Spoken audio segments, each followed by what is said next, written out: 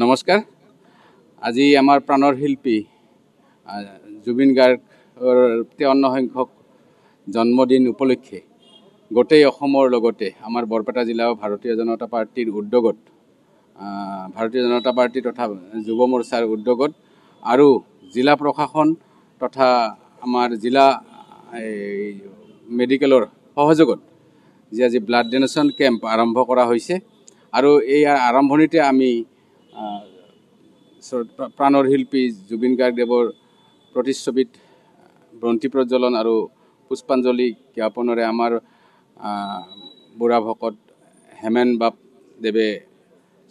বন্তি প্ৰজ্বলন কৰে আৰু তাৰ পিছতে আমাৰ প্ৰায় 220 ডনাৰে ইয়াত নাম অন্তৰ্ভুক্তি কৰিছে আৰু কিমানখিনি হয় আমি সেইটো ক'ব নোৱাৰো তথাপিও আমি ভাবাৰ ধৰণে গোটেই অসমৰ লগতে বৰপেটা জিলাতো আমি পিছ পৰি থকা নাই বহুখিনি ডনাৰ ইতিপূৰ্বে আহি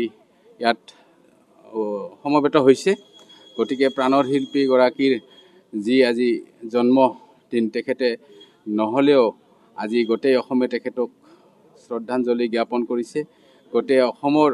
ভাৰতীয় জনতা পাৰ্টিৰ লগতে ৰাইজে স্বতঃস্ফূৰ্তভাৱে এই কাৰ্যসূচীত অংশগ্ৰহণ কৰিছে আৰু অদূৰ ভৱিষ্যতেও আমি এনে ধৰণৰ কাৰ্যসূচী হাতত লৈ থাকিম তেখেতে কায়িকভাৱে আমাৰ মাজত নাথাকিলেও আমি তেখেতক জীয়াই ৰখাৰ বাবে তেখেতৰ যি মানৱধৰ্মী তেখেতৰ যি শিল্পী মনোভাৱ তেখেতৰ এই শিল্পী মনোভাৱক আৰু মানৱ দৰদী যি তেখেতৰ মনোভাৱ তাক আমি জীয়াই ৰাখিবলৈ গোটেই অসম বুলি নহয় গোটেই ভাৰতবৰ্ষতে আমি জীয়াই ৰাখিবলৈ প্ৰাণ চেষ্টা চলাম আৰু এয়া আমাৰ সংকল্প লৈ আজি এই ৰক্তদান কাৰ্যসূচী দিনজোৰা কাৰ্যসূচী চলি থাকিব আৰু যিয়ে আহে তেওঁ ইয়াত ৰক্তদান কৰিব আমি ৰক্তদান কৰাৰ পিছতে এখন আমাৰ প্ৰশাসনৰ তৰফৰ পৰাই হওক বা আমাৰ ভাৰতীয় জনতা পাৰ্টিৰ তৰফৰ পৰা এখন চাৰ্টিফিকেটৰ ব্যৱস্থা কৰিছোঁ আৰু একোডালকৈ আমি নাহৰৰ আৰু গছৰ আমি পুলিৰ ব্যৱস্থা কৰিছোঁ তেখেতসকলক আহ্বান জনাইছোঁ যে গছ পুলিডাল যেন